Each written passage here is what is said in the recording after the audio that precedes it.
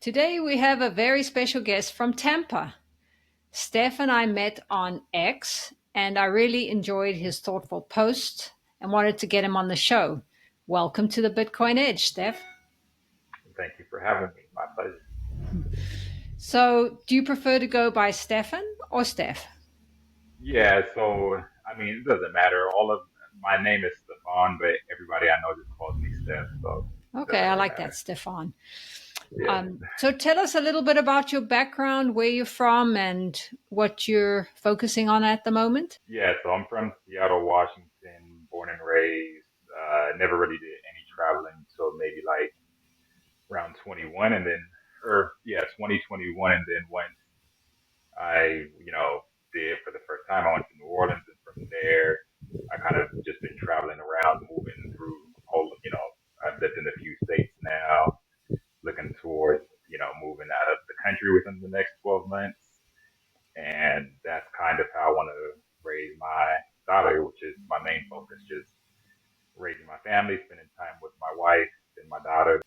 The focal of every day is really just about spending time together, raising her, learning together, and having fun, doing hobbies that we enjoy.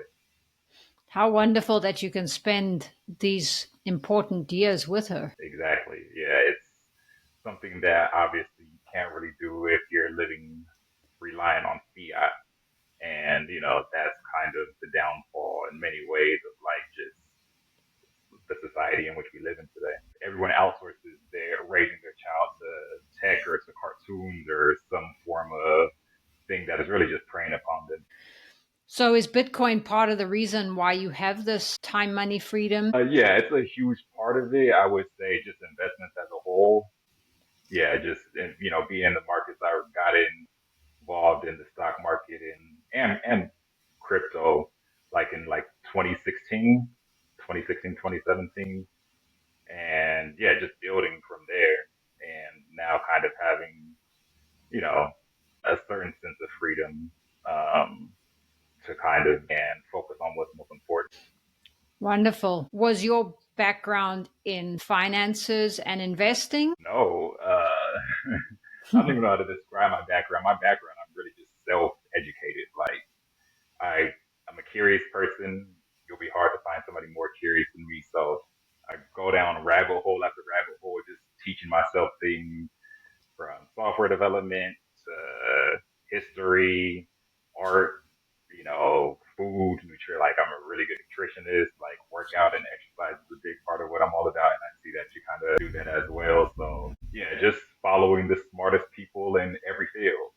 Like you kind of build up a certain level of discernment, and I'm really good at analyzing situations, analyzing messages, analyzing data, and kind of making an educated guess from there. So yeah, my background is really just analyzing situations in many ways. Like as far as work, I've only ever worked full time for maybe like 3 or 4 years of my life. The majority of my life has always been focused on just educating myself, doing what I have to do in order to survive, of course. I've always understood that by working extensive hours that it was going to set me back in the future because then you rely on people that don't have your best interest in mind to teach you things or to point you into the quote unquote right direction. And so, yeah, just kind of being disciplined enough to not need to feel like I have to chase or pursue money. A super, I don't want to say greedy level, but in a sense, like, I'm just content with what I have. Gratitude is a huge part of, my life. And with that piece, it allows you the ability to afford education, which is kind of where I'm at, which is kind of what led me or what allowed me to live the way I do I love that. There's so much you said there.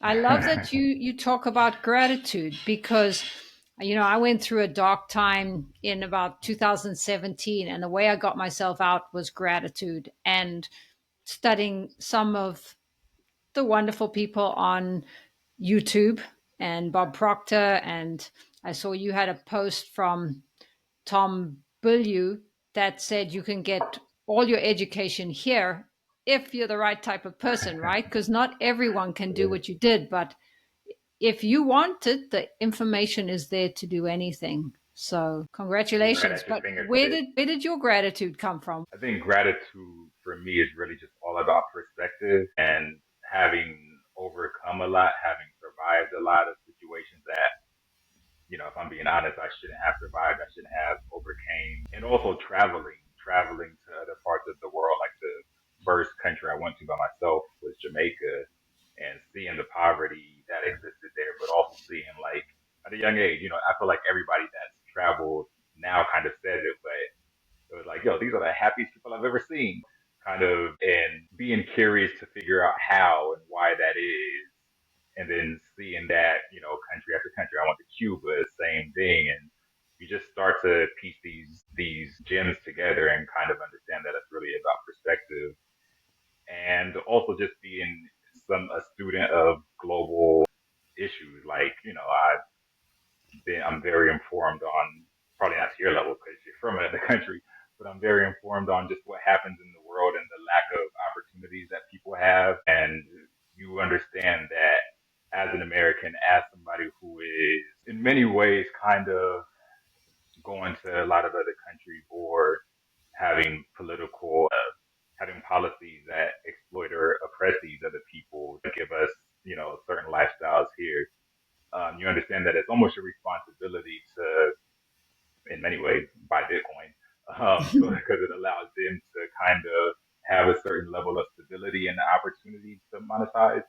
But you also understand that there's a level of like, happiness being a moral responsibility. Like for me to live here in America and understand that other people can be happy in other places of the world where they might not have electricity or clean water. Like it would be extremely selfish of me to not embrace the level of, happiness that I have that's a lot more affordable, if that makes sense. And so, yeah, just understanding that. That's part of the reason I wanted to start this channel is to get this message to everybody in all parts of the world, because I do realize we do come from a privileged place living in America. But at the same time, the only thing we can do to help other people is get the message out and work with other people in those parts of the world, which I'm working on doing. But I'd love to hear about your Bitcoin journey. What led you to Bitcoin? So it was what, like 2015 or 2016 when it kind of was like going mainstream for the first time. And it was like, at that point, it was still kind of like a fad. But I know that rappers were like mentioning it. And around that same time, I had a friend that I never heard it directly from him, but my brother told me that he invested, I think, like 3,000 or 7,000, and then he ended up when it ended up going to 20, like telling me 20K around that. I forget what year it was. I'm really bad at like time piecing things together in a time sense. But yeah, I remember him just telling me how much money he wanted. That was kind of the first time where I had been hearing about it. I was like, okay, let me get involved. And yeah, from there, I feel like most people kind of get in. Well, not most people, but a lot of people get in and they don't really understand what they're getting involved in. It is kind of just an investment or a quick come up, and so yeah, not taking it serious enough until probably I don't think I really started understanding it or researching it on a technological level until COVID, because I was trying to figure out like at that point in time my the thing I was most sure about in this world was Cardano. And so I was trying to like just I don't even know what led me down to the Bitcoin rabbit hole, honestly, but kind of hearing people like Jeff Booth and Robert Breedlove and Saifedean reading his book and just having that epiphany. That's when I started getting into it more serious, like COVID. But yeah, 2017, 2016, it was more of just like, oh, I'm going to do this. I'm going to make some money off of this, not appreciating it fully. Yeah, it definitely is a journey and a learning curve. When you talk a lot about inflation on X, is that a big part of why Bitcoin appealed to you? No, it appealed to me because I saw it as a way of extending opportunity to people in other countries. Like, yeah, for me, a huge part of my focus has always been how can I help the poorest people in the world? Like that's always been something that I've kind of juggled in the back of my mind. And yeah, just seeing that, like this being the best opportunity for that is kind of what was the most appealing thing. Inflation, like again, just because of how disciplined I am, like I truly maybe naively or ignorantly feel like I'll be okay regardless. And so inflation doesn't, why I'm concerned about it, it doesn't affect me mentally or anything like that. But yeah, it was really just like seeing, women in Afghanistan using this to empower themselves and, free themselves from the Taliban. Like hearing those stories about people fleeing their government in, Libya and stuff like that. It was kind of like a hold the line mentality with me. But then again, there is, of course, now seeing this as like a way to also secure my future and my daughter's future, which is the most important thing for me. But it initially started with just understanding that in order for people to be able to free themselves from oppressive regimes, that there needs to be enough privileged people involved in this that are not willing to sell. And that stabilizes it for them. That's a great point. And actually, one of your posts on X, you talk about that a lot of people focus on price when there is a much bigger phenomenon going on with Bitcoin. And that's to help people get people out of poverty and probably also to get off the reliance of the US dollar, because that's what Jeff Booth says, right? That the people closest to the money printer or the reserve currency benefit the most, and the people furthest away the least. Yeah. I mean, it makes fun for entertainment. Like they're very entertaining. Like seeing these. Like I have tons of them in my watch later on YouTube, so it's always interesting. But yeah, I think what it creates is it just creates a cycle of getting people in for the wrong reasons, and then those again, most people get in and then they sell, not understanding why they're in and why they're selling, other than just a quick money flip, and that creates the volatility, which I truly do believe what Sailor says all the time. The volatility is, what does he say? The feature, not the bug. But yeah, I think that it just creates. Again, I think that there needs to be enough people that are in with a bigger goal in mind, other than just selling it for dollars. And focusing on the price. It's like, okay, you're telling people once it gets to this price sale, once it gets to, 1 million, that's the time. This is the exit price. This is the end goal in mind. I also think that there's a certain layer of a lot of people creating content for people that already know instead of trying to reach audiences that need it. And so again, for me, like whatever I do for, once I figure out kind of my approach is like starting with, I don't know, like it's weird because on one hand, like that almost is an important part because it might get somebody to click on it that otherwise wouldn't click on it if it happens to show up in the algorithm. I would just argue that it might not show up in their algorithm because if they don't know that it's going to be that price, then it's likely not going to be there. But I think that the clickbait titles and stuff like that, they serve some purpose, but for the most part, it's kind of just, again, showing up to people that already know. It creates less of a educational environment around Bitcoin because those are kind of the easiest videos and those are kind of the most engaging segments of YouTube or whatever, wherever you listen to your content. Instead of talking about, it from like there needs to be, for an example, more Alex Gladstein type conversations, more Safedine type conversation, where it's not just based on price. And Jeff Booth, he's Yeah, a big one who yeah, reminds me not to focus on price. As they say, many of us come for number go up, but stay for the revolution. So, however people get here is great, but I also had to go through some pain coming at the top and then freaking out when it crashed because I was based on number go up.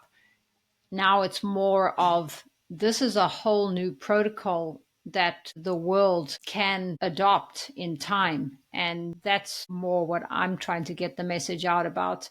But I Yeah. cannot say I don't care about price. It's nice to see the number go up, but I want to come back to what's important. Yeah, no, and I agree with that. And yeah, hopefully it doesn't come off as if I'm shaming anybody that participates in that space, 'cause I'm definitely not. It is important, but it underserves the person that doesn't research past that video. And I think in the world we live in today, the most people that need need the message of Bitcoin, they're not really granted the opportunity to watch multiple videos in a day like I might. So they kind of see that video, they watch this one video, they put their money there, and then once they get a certain price, they're like, or they're just not invested in it as a long term hold. It's like, okay, I put this here, I don't understand the big picture here, I just understand it as it's this price, sell at this price, and so I'm gonna get out to pay my rent. And I was telling my brother this today. I was like, yo, don't, because he bought some Bitcoin finally for the actually not even the first time, maybe for like the 10th time at this point. But he knows a lot about it more than the average person. But he'll sell it in order to cover something that is really insignificant. And I'm like, hey, you don't do that with your Bitcoin. Like you do that with stocks, you do that with other assets, and it's not for that. Like I'm like you're kind of just shooting yourself in the foot. You're ruining your future by kind of just treating it that way. I'm like now if you're doing it for rent, like that makes sense. But to do it for the things that you're actually selling for, it's So that leads us to a good point. Have you managed to orange pull some family members, or do you just think they get there when no. they get there? I've mentioned it multiple times. My brother got in. My brother, my oldest brother, different one. He was in, but he lost his hope because he had all his crypto on Voyager. And also, I was telling him, I was like, hey, like, my idea has changed. Like, I know I told you to get these cryptos. And I'm like, hey, I'm just updating you these. I'm no longer interested in any other cryptos. I'm kind of just focused on Bitcoin now. This is why I also think you should get your crypto off this centralized exchange, yada, yada, yada. The Shortly after, that's when Voyager went bankrupt. And so he lost interest and kind of just was like, no, I'm only dealing with stocks, penny stocks at that, stocks now. And other than that, nobody else. I've talked to literally everybody in my family, and they all act like, oh, I understand that this is genius, this is brilliant, this is the future, but there's just not the action. It's really just talk, unfortunately. But me and my wife, we both got some. I've got some for my nephew. She's got some for her siblings.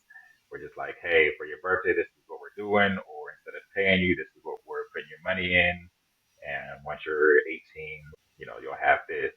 If more than anybody, they might understand it more than anybody else. The kids, not because they're interested, but just it's like we talk to them a lot more about it, and they're more willing to listen, and we kind of do it for them. So whether they understand it to where they would act on it, I couldn't tell you, but at least they have some. That's a wonderful gift. Wonderful, Yeah. wonderful gift. You made me think. So, as I was saying before we started, I'm from Zimbabwe and I go back and I want to help the people who need it and have less. But many of those people just want the US dollar.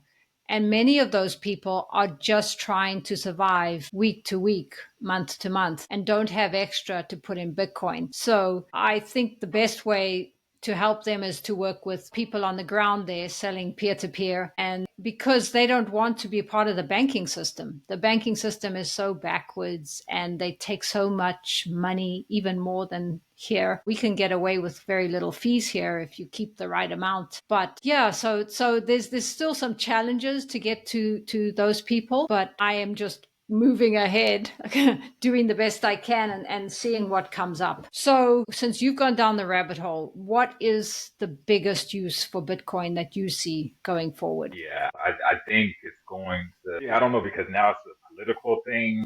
Like, you have this, it being, mentioned by both sides, left and right. And so it almost feels like if it's being mentioned and embraced by at least Trump right now, you almost feel like it's for the future elections here. It's definitely going to be part of every side of everyone's strategic planning.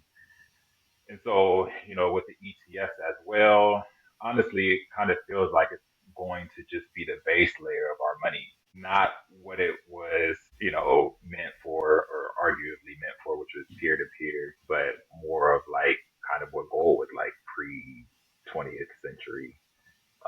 And that's kind of where I see it going right now, but that can definitely change.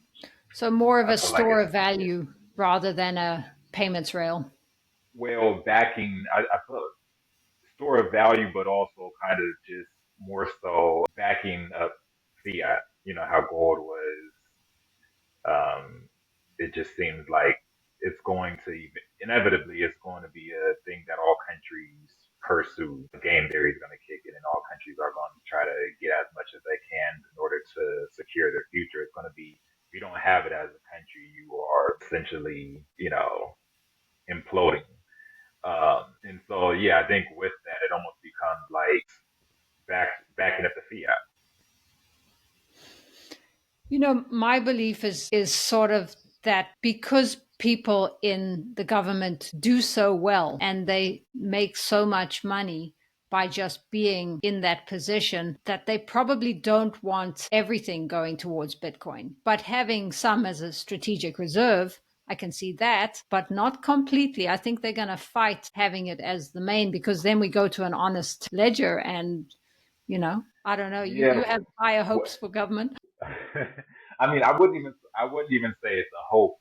It's really just because the people that, like I said, you have women in Afghanistan using it to free themselves, liberate themselves. You have people in Libya, people like Safedine that had used it as an instrument to flee.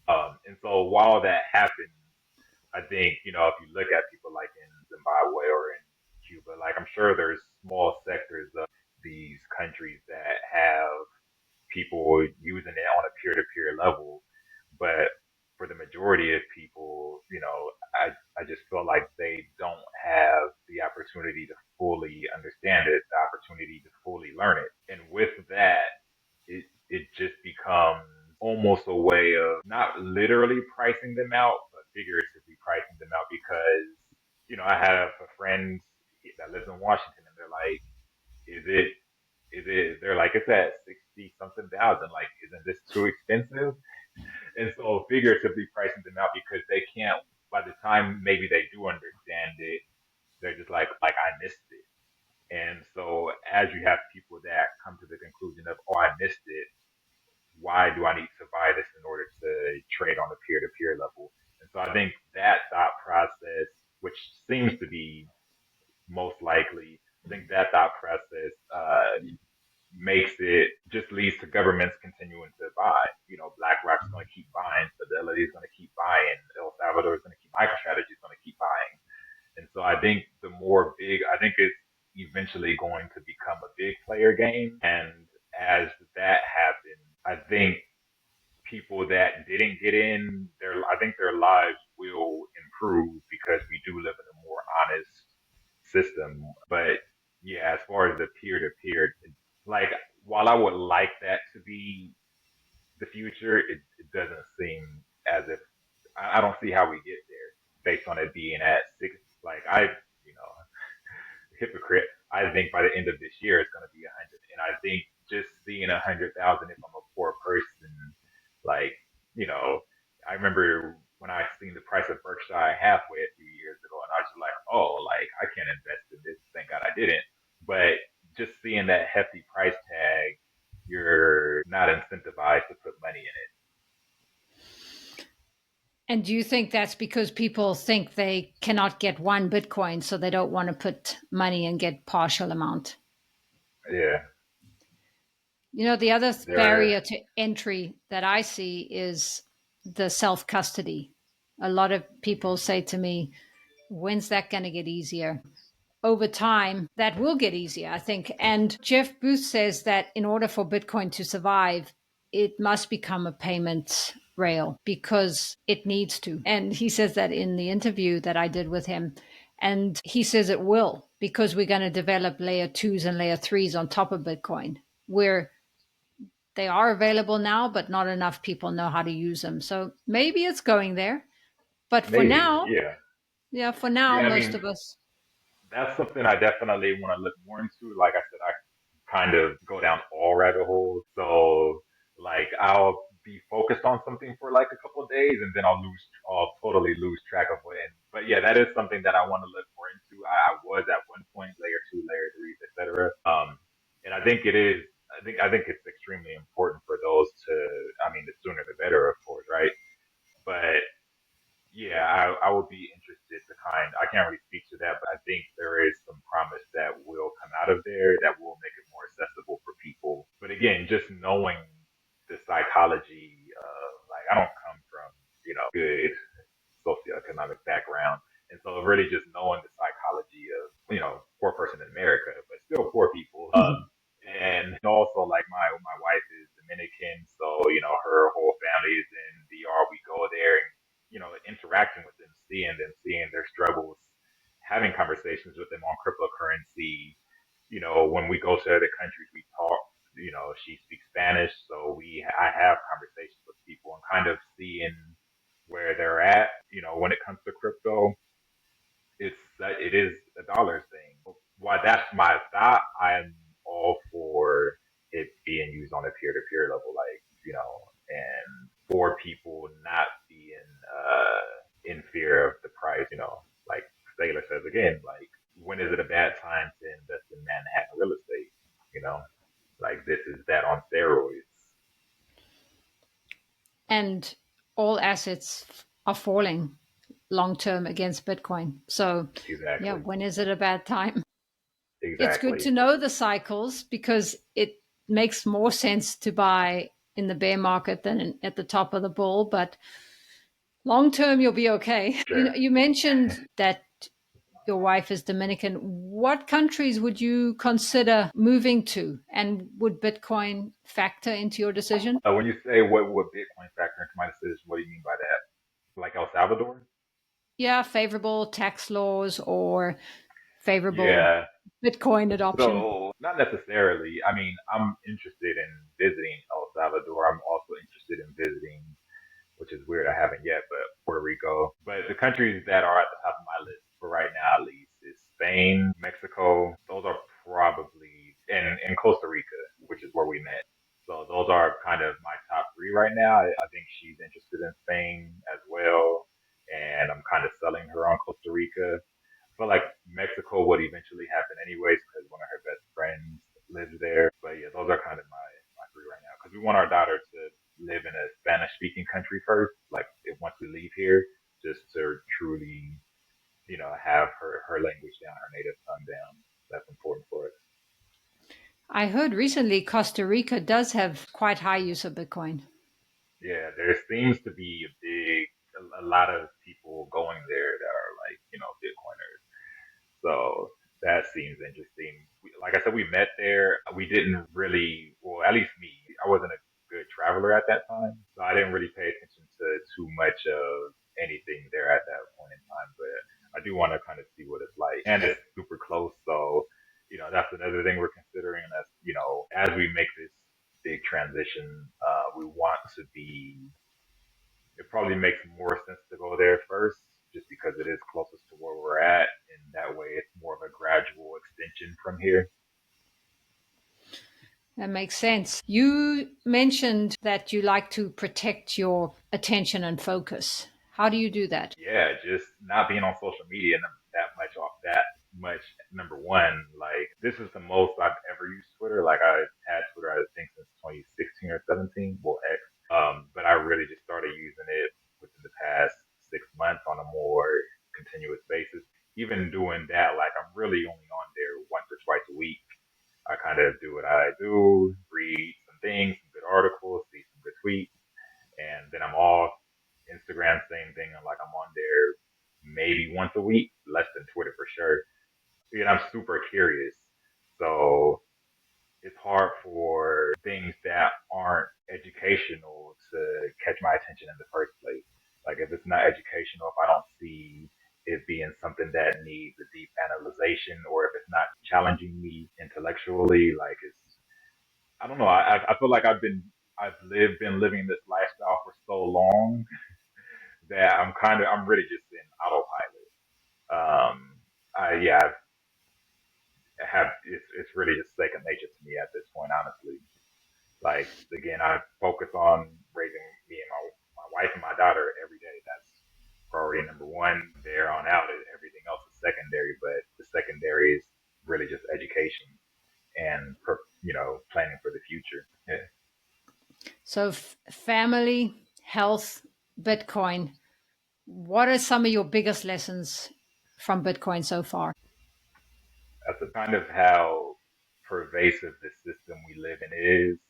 Kind of how it's really just all about exploiting or oppressing, your client or your consumer. And so doing the best to not participate in that, doing the best to resist anything that I see not moving or operating in that level. And also really just, I would say, investing in the world I want to live in. Like, Bitcoin was a gift, a creation, a discovery, whatever you want to say it was.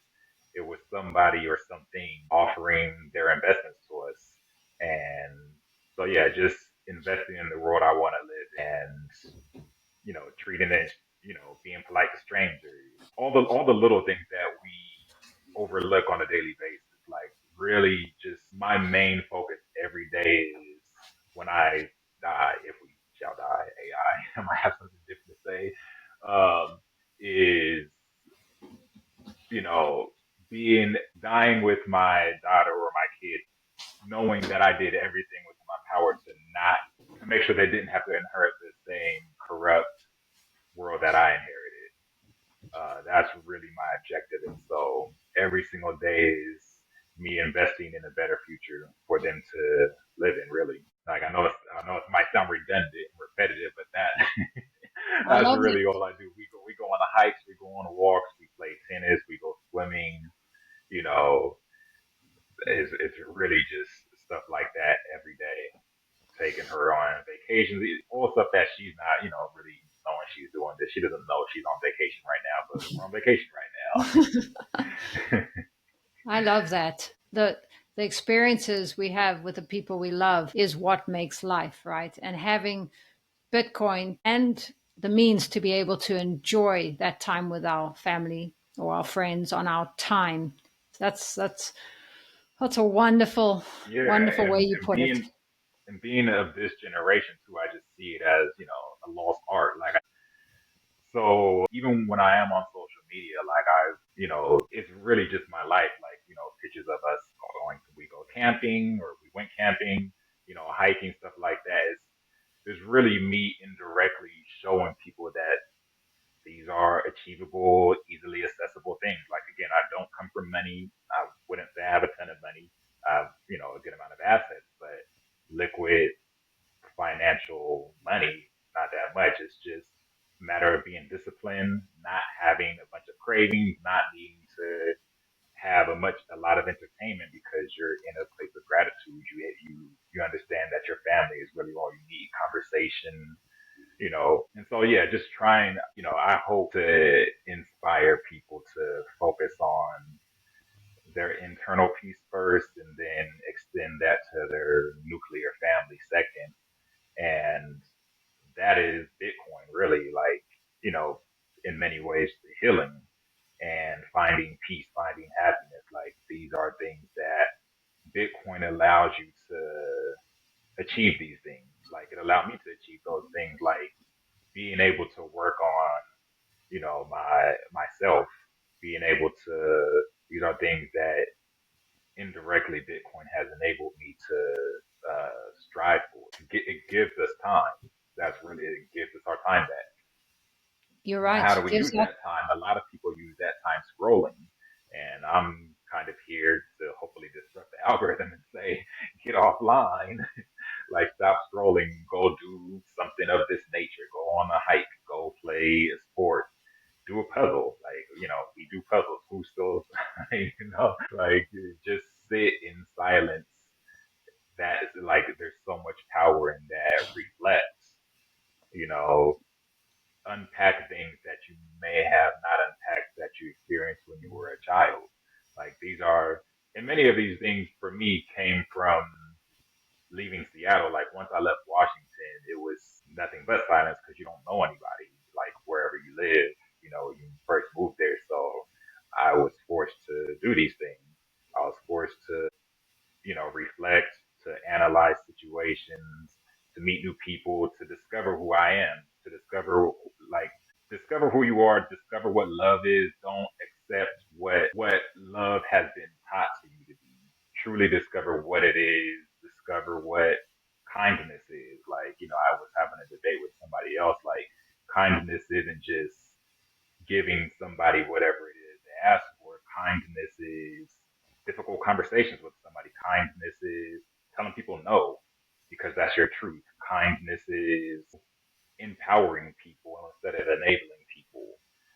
These are all things that, again, Bitcoin has allowed me to discover. You have a powerful message, Stefan.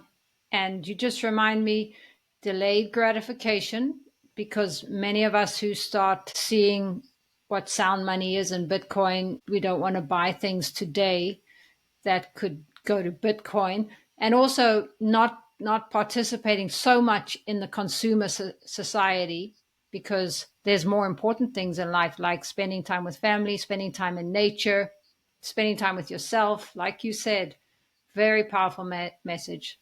Thank you so much for being on the show. Of course.